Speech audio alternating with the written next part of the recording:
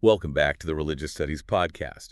This time we're taking a deep dive into a really fascinating piece of research all about practical religion and its influence on identity in Northeast Thailand. Okay. As always, this episode is AI generated, but don't worry, it's been carefully fact-checked by Bastian Freiborg. Right. So get ready to explore how religion connects with something we all kind of grapple with, that's identity. It's really interesting in Northeast Thailand.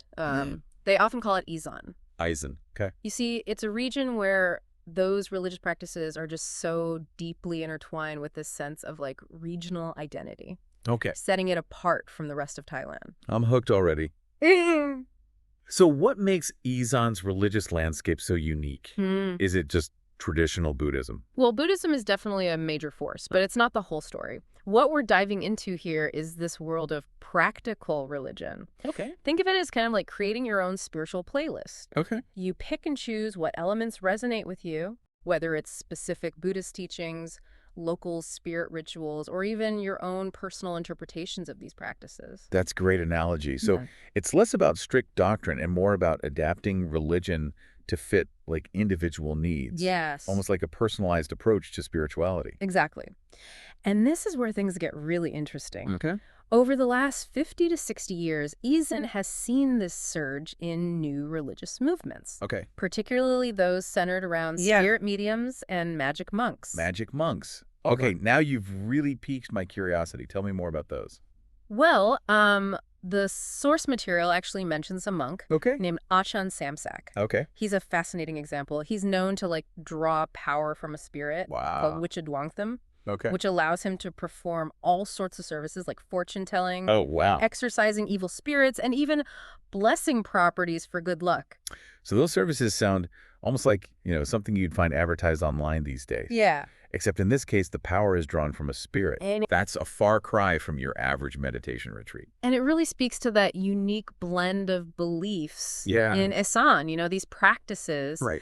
they aren't separate from Buddhism. Right. They're intertwined with it and with those older, more localized belief systems. So it's like Buddhism is the foundation. Yeah. And then these other practices are kind of woven in, creating this really rich and complex tapestry of beliefs. Exactly. Now let's contrast Achan Samsak, who Yeah. operates in this more public sphere, with the world of spirit mediums. Right. The source mentions that spirit mediums in Isan are predominantly women Yes. and often face considerable hardship before being accepted by their communities. Uh-huh. And the story of Antoy, a medium from Korat, really exemplifies this. Antoy's story is incredibly powerful. It sheds light on the struggles and triumphs of so many female mediums. Yeah. Those who often navigate poverty, social stigma, and even personal tragedies Right? before really embracing their spiritual calling. It really makes you think, doesn't it? I mean, could it be that these hardships, these trials, actually contribute to their acceptance as mediums? That's possible. Yeah. It's something scholars have looked at. Yeah. It's possible that by, enduring such hardships, Right. it gives these women this very unique perspective, a Yes. depth of understanding about the human condition Right. that really resonates with people Yes. seeking their guidance. It makes you wonder about the nature of suffering and how it can potentially become a source of spiritual insight. Precisely. And this brings us to another key element Okay. of Isan's religious landscape, the guardian spirit cults. Yes. The source mentions these quite a bit. They sound like a powerful force, connecting villages and shaping a shared sense of regional identity. They are. Imagine these cults as threads woven through the fabric of a community. Okay. They're deeply intertwined with that practical Buddhism, creating this complex tapestry of beliefs and ritual. Okay, let's unpack that a bit. How do these spirit cults relate to Buddhism? Okay. Are they competing forces, or do they complement each other? It's more of a dynamic interplay. Okay. Take the concept of bun, or merit, in Buddhism. Right. It's all about accumulating good deeds for a better rebirth. Okay.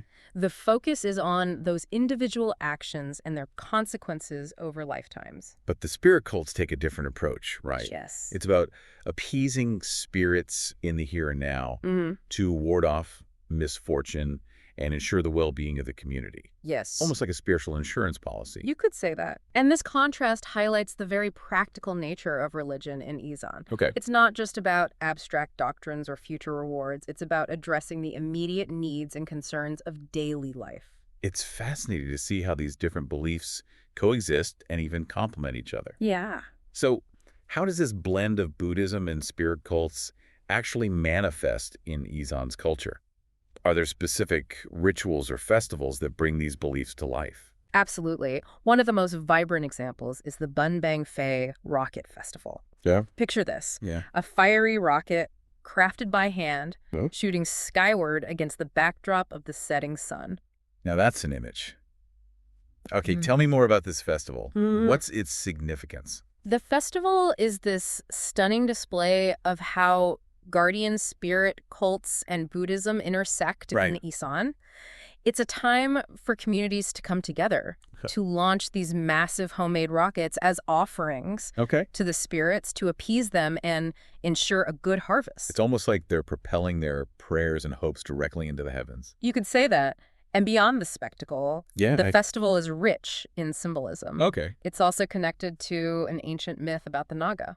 Interesting. A mythical serpent-like creature that inhabits the watery depths. Wow, so you've got this incredible blend of Buddhist traditions, spirit cult rituals, and ancient myths, all coming together in one spectacular event. Exactly. And it's this unique blend that contributes to this strong sense of regional identity in Northeast Thailand, setting it apart from the rest of the country. It sounds like the Bun Bang Fei Festival is more than just a celebration. Yeah. It's a powerful expression of Isan's cultural and spiritual identity. You've hit the nail on the head. It's a vibrant testament to the region's unique religious landscape. It really makes you think about the power of tradition and how it can bind communities together, even in a rapidly changing world. It does. And speaking of a changing world, let's consider how this unique religious landscape in Isan, particularly those spirit cults, might shape their relationship with the rest of Thailand. We've studied other regions of Thailand. How does this practical religion in Isan challenge your understanding of Thai Buddhism as a whole? That's a great question. It seems that while Buddhism provides a sense of connection to a broader national Thai identity, the guardian spirit cults offer a more localized sense of belonging, rooted in the specific history and traditions of Isan. It's fascinating, isn't it? It's almost like they're navigating two distinct spheres of identity. One rooted in the local, the other in the national. And this dynamic interplay between local and national identities is a key theme we'll continue to explore as we delve deeper into the world of spirit mediums. Yes. Their stories offer incredible insights into how individuals navigate these complexities and carve out a space for themselves within both the religious and social spheres. I'm ready to dive into that. Yeah. This concept of navigating between the local and the national is something I find particularly fascinating. It really highlights the complexity of identity formation in Isan. You have this pull towards the familiar, the local, those traditions that have shaped their communities for generations. And at the same time, there's this pull towards the modern, the national, this idea of being part of this larger Thai society. It's like they're balancing on a tightrope.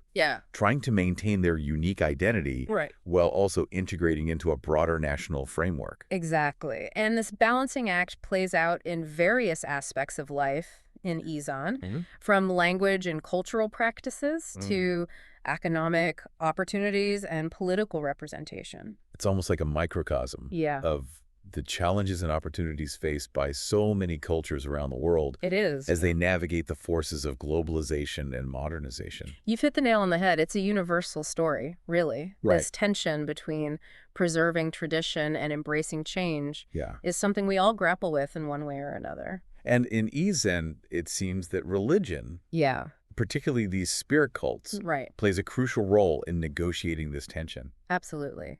They provide a sense of continuity, a link to the past, a source of identity and meaning in a world that's constantly in flux. Speaking of identity and meaning, let's delve a bit deeper into the world of spirit mediums. What struck me about their stories, particularly Aunt Toa's, is this contrast between their public role as spiritual guides and their private lives, which are often filled with hardship and struggle. That's a keen observation. You see, These women, these mediums, they're expected to be vessels of spiritual power, offering guidance and healing to others. And yet they themselves often carry heavy burdens, navigating poverty, social stigma, and even personal tragedies. It's almost like their suffering becomes a source of their spiritual authority. That's a powerful insight. Yeah. And it's something scholars have explored. It's possible that by enduring such hardships, these women develop this unique empathy, a deep understanding of the human condition that really resonates with those seeking their help. It makes you think about the nature of spiritual leadership, doesn't it? It's not always about being flawless or having all the answers. Sometimes it's about the shared experience of vulnerability, of having walked through fire and emerge stronger on the other side. Precisely. And that brings us back to Aunt Toy's story. Okay. She faced immense challenges throughout her life.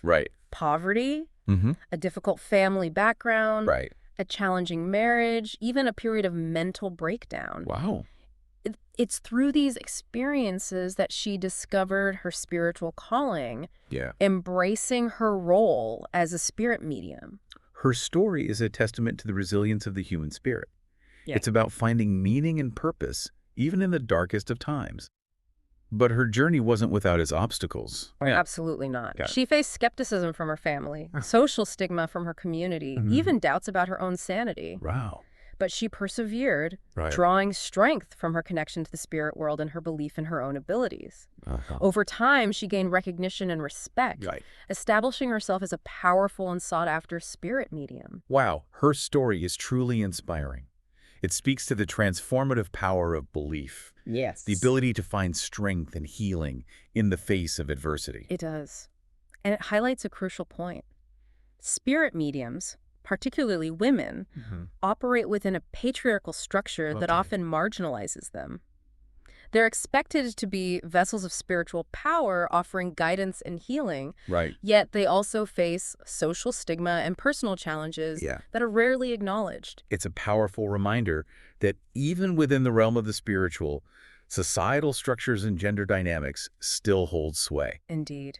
And this raises an important question. How do these spirit mediums navigate these complexities and carve out a space for themselves within both the religious and social spheres? From what I understand from the source material, their connection to the spirit world is their source of strength. It provides them with not just spiritual authority, but also a framework for understanding and coping with personal adversity. For many, like Aunt Toy, embracing their role as a medium becomes a path to healing and empowerment. Precisely. It becomes a way to transcend the limitations imposed upon them by society, to tap into a source of power that lies beyond the confines of the mundane world. It's a reminder that even in the face of adversity, the human spirit can find solace and strength in the realm of belief. Now let's shift our focus to another intriguing aspect of Azon's religious landscape. The guardian spirit cults, and how they conceptualize space and territory. I'm intrigued by this idea. How do they view the relationship between the village, where most people live, and the wilderness that surrounds it? What's fascinating is they see the village as a space of order, protected by the guardian spirit. In contrast, the wilderness represents chaos and the unknown. It's almost like a symbolic map, a way of understanding the world and their place within it. And this distinction between village and wilderness doesn't just play out geographically, does it? You're right. It also plays out in the realm of belief and ritual. So how do these beliefs manifest in their daily lives? Well, think back to the idea of practical religion we discussed earlier. The spirit cult, with their focus on appeasing spirits and warding off misfortune, provide a framework for navigating the uncertainties and potential dangers of the wilderness. It's like a spiritual safety net, offering a sense of control and security in a world that can feel unpredictable and unforgiving. That makes sense. It's about establishing a sense of order, of creating boundaries between the familiar and the unfamiliar, the safe and the dangerous. Precisely. And it's important to remember that this conceptualization of wilderness isn't just an abstract idea. It's deeply rooted in the lived experiences of the people of Iceland. Their livelihoods, their traditions, even their very survival have long been intertwined with the natural world. This intimate connection shapes their beliefs, their practices, and ultimately their understanding of the world around them. So it's not just about fear or superstition. It's about Acknowledging the power of nature, respecting its rhythms. Yes. And finding ways to coexist with it in a harmonious way. Exactly.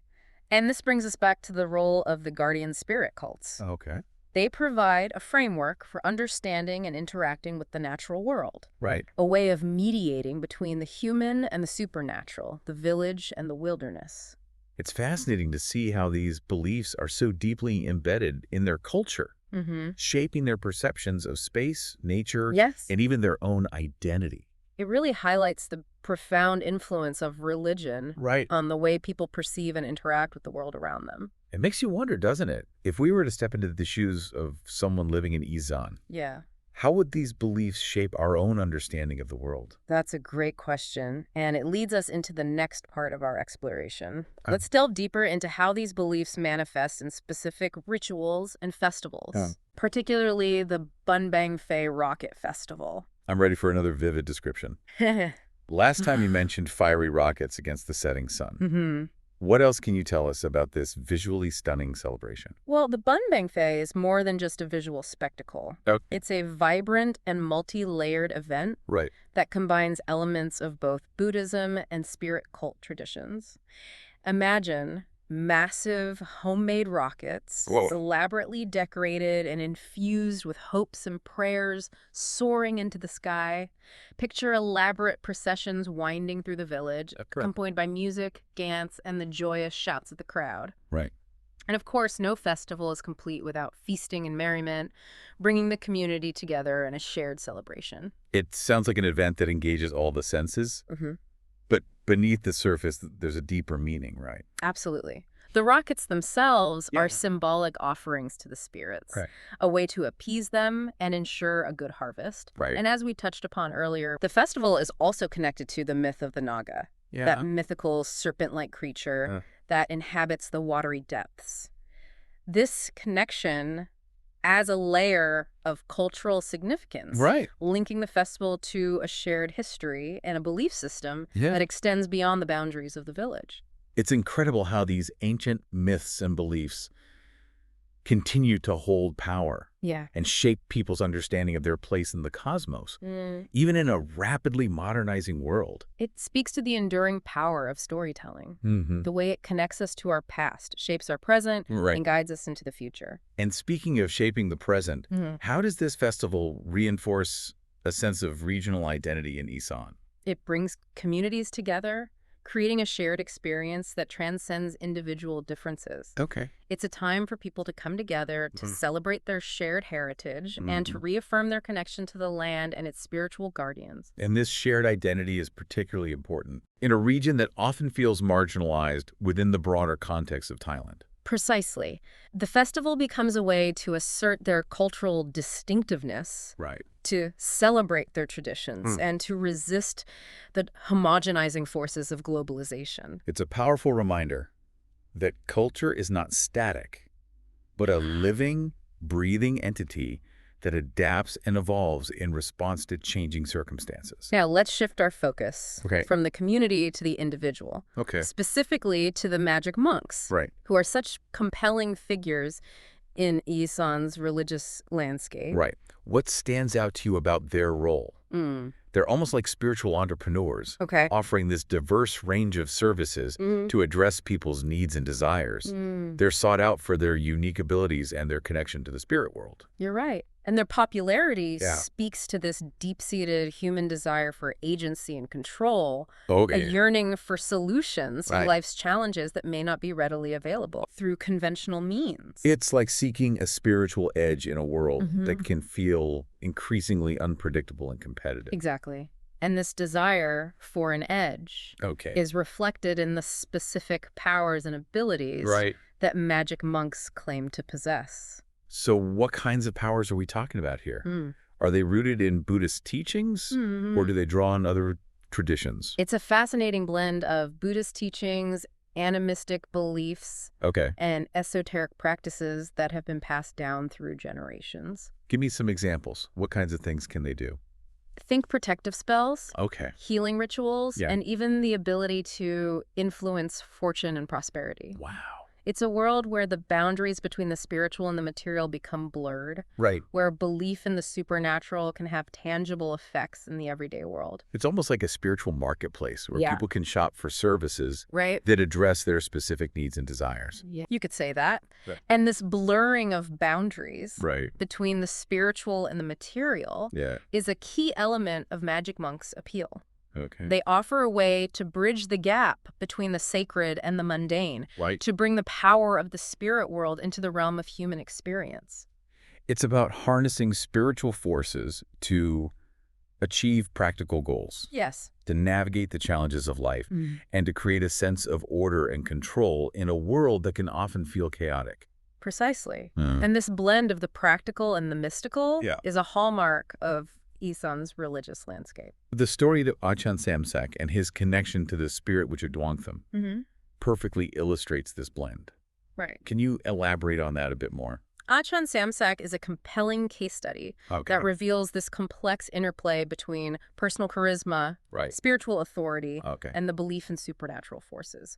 According to the source material, Achan Samsak gained his powers through a lineage of magical knowledge and a profound connection to the spirit world. So it's not just about individual talent or skill. It's about tapping into a tradition, a lineage of knowledge that's been passed down through generations. Exactly. And Achan Samsak claims to be able to communicate with this particular spirit, which adjunged them, channeling its power to perform extraordinary feats. Like what? Give me some examples of his alleged abilities. Think fortune-telling, exorcisms, even blessings for good luck and prosperity. It sounds like something out of a fantasy novel. Yeah. But for his followers, these abilities are very real and have a profound impact on their lives. And this is where the line between belief and reality becomes blurred. For those who believe, the power of the magic monk is undeniable, a tangible force that can shape their destiny. It's a reminder that the power of belief can be a potent force. It can. Capable of shaping not just individual lives, but also entire communities and cultures. Now let's explore how magic monks, like Achan Samsak, navigate the boundaries between Buddhism and more localized beliefs and practices. It seems like they walk a fine line, drawing on elements of both to create this unique spiritual hybrid that resonates with a wide audience. They often present themselves as devout Buddhists, upholding the teachings of the Buddha and promoting traditional values.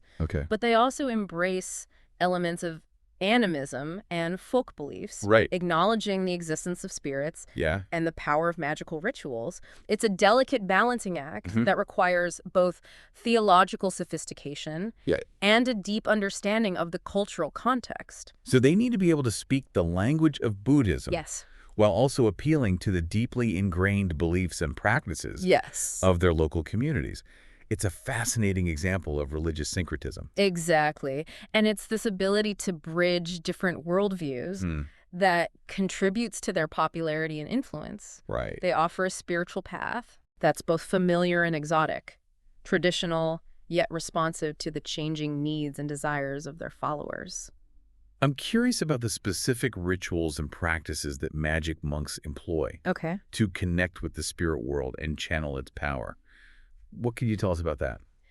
It's a fascinating blend of meditation, chanting, and the use of sacred objects. Think elaborate incantations. The creation of sacred diagrams, and even the use of amulets and talismans imbued with spiritual power. It's a world where the spiritual and the material intersect. Where belief in the supernatural can manifest in tangible ways. And these rituals aren't just empty gestures.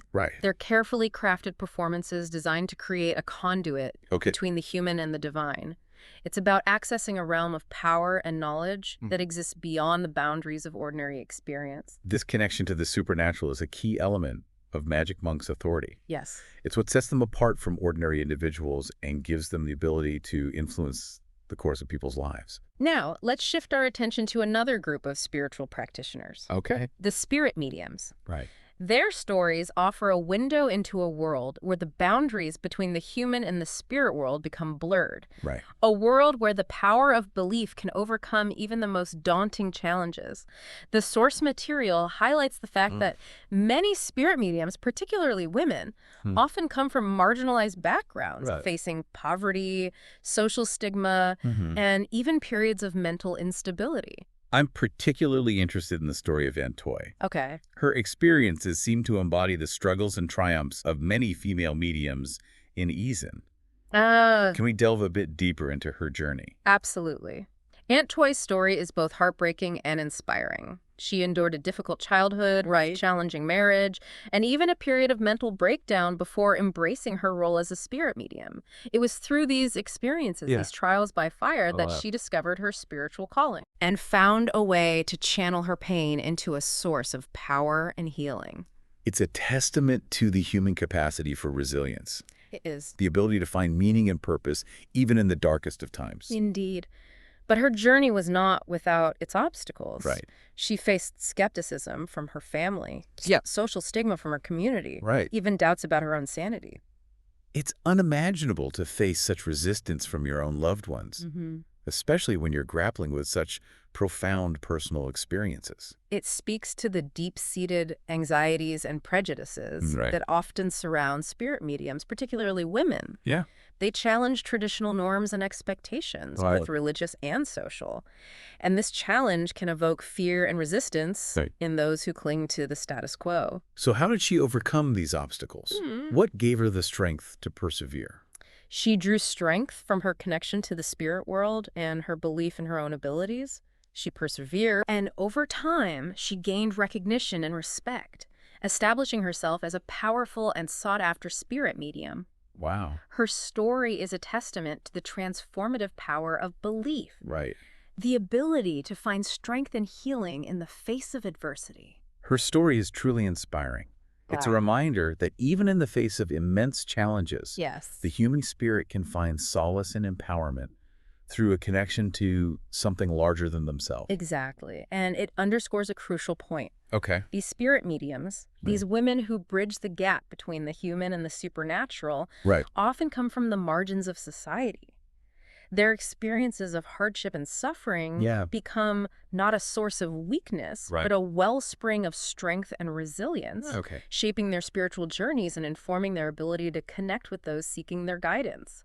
I'm fascinated by the idea that these hardships, these challenges might actually contribute to their credibility as mediums. That's possible. Yeah. Something scholars have explored. It's possible that by enduring such hardships, these women develop this unique empathy, a deep well of compassion that allows them to connect with others on a deeper level. Right. Their struggles become not a source of shame, but a badge of honor. Right. A testament to their strength and resilience. It challenges our preconceived notions of what it means to be a spiritual leader, doesn't it? It's not always about outward perfection or a life free from hardship. Sometimes it's about the scars we carry, the battles we fought, the wisdom we've gleaned from walking through fire. Precisely. And this brings us to the heart of the matter. Okay. How do these spirit mediums, these women who operate in this liminal space between the human and the spirit world, actually connect with those seeking their guidance? Right. What are the rituals and practices they employ? I'm ready to delve into the specifics. The source material mentions trance states, offerings, and even the possibility of speaking in tongues. You're right. It's a fascinating and often misunderstood realm. Okay. The process of connecting with the spirit world involves entering a trance state, often induced through chanting, drumming, and other sensory stimuli. So it's about creating an atmosphere of heightened spiritual awareness. Yes. Opening a portal between realms. Exactly. And once in this altered state of consciousness, the spirit medium becomes a vessel for the spirits, allowing them to speak through her and interact with the human world. It's a powerful and often dramatic spectacle that can evoke a wide range of emotions, from awe and reverence to fear and skepticism. It sounds like witnessing a spirit medium in action can be a truly transformative experience. But let's talk about the types of spirits these mediums connect with. Earlier you mentioned ancestral spirits, guardian deities, nature spirits, and those who died tragically. That's quite a range. It is. And remember, each spirit is believed to have its own unique personality, powers, and domain of influence. So how does a spirit medium know who they're dealing with? How do they discern the identity and intentions of the spirit they're channeling? That's where the skill and experience of the medium come into play. They learn to recognize the subtle signs and signals that differentiate one spirit from another. It's about interpreting nuances in speech, gestures, and even energy. It sounds like a delicate art, almost like a spiritual detective work. You could say that. And it's a crucial part of their role as intermediaries between the human and spirit worlds. They need to be able to accurately identify the spirit, understand its intentions, and then facilitate communication between the spirit and those seeking their help. So what kinds of things do people seek help with? What services do these spirit mediums provide? Their services are as diverse as the spirits they channel. People consult them for guidance on personal matters like love, relationships, and finances. They seek healing from physical or emotional ailments, protection from evil spirits, and even assistance with business ventures. It seems like they're consulted for almost every aspect of life. You're right. And this highlights the practical nature of religion in Isan. It's not just about abstract beliefs or rituals performed in isolation. It's about actively engaging with the spirit world, seeking spiritual intervention and guidance in all areas of human experience. It's a reminder that for many people in Isan, the spirit world isn't some distant mystical realm. It's an integral part of their daily lives, influencing their decisions, shaping their experiences, and offering solace in times of need. Exactly. And this brings us to another key point. Spirit mediums, especially women, often face unique challenges operating within a patriarchal society. Earlier, we talked about Aunt Toy's experiences with social stigma and skepticism. It seems like these challenges are faced by many female spirit mediums. Why is that? Remember, spirit mediums often come from marginalized backgrounds and occupy a liminal space within the social hierarchy. They're revered for their spiritual power, but also subject to suspicion, especially when they're women. So it's about more than just their spiritual role. It's about gender dynamics and societal expectations. Precisely. Female spirit mediums challenge traditional gender roles. They're expected to be subservient, but they wield considerable spiritual authority, channeling powerful spirits and influencing the lives of others. It's like they're disrupting the established order, and that can be threatening to those who benefit from the status quo. You've hit the nail on the head, and this tension between their spiritual authority and societal expectations is something they constantly navigate. So how do they manage this balancing act? How do they reconcile these seemingly contradictory roles? It often comes down to how they present themselves and interact with their clients. Some adopt a humble demeanor, emphasizing their role as vessels for the spirits. Others assert their authority, demanding respect and obedience. It's a delicate dance, requiring a keen understanding of social dynamics and a nuanced approach to wielding their spiritual power. Aunt Toy's story provides a powerful example of this. She endured tremendous hardship, but ultimately emerged as a respected and sought-after medium. Her story is a testament to the resilience of the human spirit, but it also highlights the complexities and contradictions faced by women in a society that's both deeply traditional and undergoing rapid modernization. You've summed it up beautifully. Her story is a microcosm of the larger social and cultural forces at play in Isan, a region grappling with the challenges of modernity while striving to preserve its unique traditions and identity. Speaking of tradition and identity, let's circle back to the guardian spirit cults and how they contribute to a sense of regionalism in Isan. Remember, these cults are unique to Isan and revolve around the belief in powerful spirits that protect and watch over specific communities. They're often associated with particular geographical locations, like mountains, forests, or bodies of water. Exactly. And they're seen as integral to the well-being and prosperity of the community. It's about maintaining a harmonious relationship with these spirits, ensuring their favor and protection. So it's about more than just personal beliefs or individual practices. It's about a shared sense of responsibility for the well-being of the community, mediated through these powerful spirit guardians. Precisely. And this shared responsibility is reflected in the specific beliefs and practices associated with these cults. People make offerings to the spirits at designated shrines, often located in places of natural significance. What kinds of offerings are we talking about? It can range from simple offerings of flowers, incense, and food to more elaborate rituals involving animal sacrifices. And there are also specific ceremonies performed on special occasions like festivals, harvests, and times of crisis. It sounds like a rich tapestry of beliefs and practices deeply woven into the cultural fabric of Isan. But how do these guardian spirit cults contribute to a sense of regional identity? What makes them distinct from other religious expressions in Thailand? They provide a shared set of beliefs and practices that set Isan apart from other regions. They offer a sense of belonging, a connection to a shared history, and a unique spiritual heritage. And this shared identity is particularly important in a region that often feels marginalized and overlooked by the rest of the country. You're right. It's a way of asserting their cultural distinctiveness and resisting assimilation into a homogenized national identity. It's about reclaiming their narrative, celebrating their traditions, and affirming their right to be different. And religion becomes a powerful tool in this process. Absolutely. It provides a shared language, a set of symbols and rituals, and a sense of community that binds people together and sets them apart. So these guardian spirit cults are not just about appeasing spirits or ensuring good fortune. They're about identity, belonging, and resistance. They're about defining who they are in relation to the larger forces that shape their lives. You've grasped the essence of it. And this interplay between the local and the national, the traditional and the modern, is a key theme that runs throughout Isan's religious landscape. This deep dive has been a fascinating journey. We've explored spirit mediums channeling ancient powers, magic monks blurring the lines between the sacred and the mundane, and guardian spirits watching over communities. And throughout it all, we've seen how these beliefs and practices are intertwined with a profound sense of regional identity, setting Isan apart from the rest of Thailand. It's been a pleasure exploring these complexities with you. We've seen how religion in Isan is not just about abstract doctrines or rituals performed in isolation. It's about addressing the immediate needs and concerns of daily life, seeking spiritual intervention and guidance in all areas of human experience, and forging a unique identity in a rapidly changing world. If our listeners are as intrigued by this exploration as I am, what's something they could ponder as they go about their day? What's a lingering question that this deep dive raises? Consider this. As globalization continues to exert its influence, how will Isan's unique religious landscape evolve? Will these traditions adapt and thrive? Or will they face increasing pressure to conform to a more homogenized national identity? It's a question that invites further exploration, a question that highlights the dynamism and resilience of belief systems in the face of change. It's a fascinating question, and one that reminds us that the study of religion is not just about the past. It's about understanding the present and envisioning the future of belief in a world that's constantly in flux. Thank you for joining us on this journey.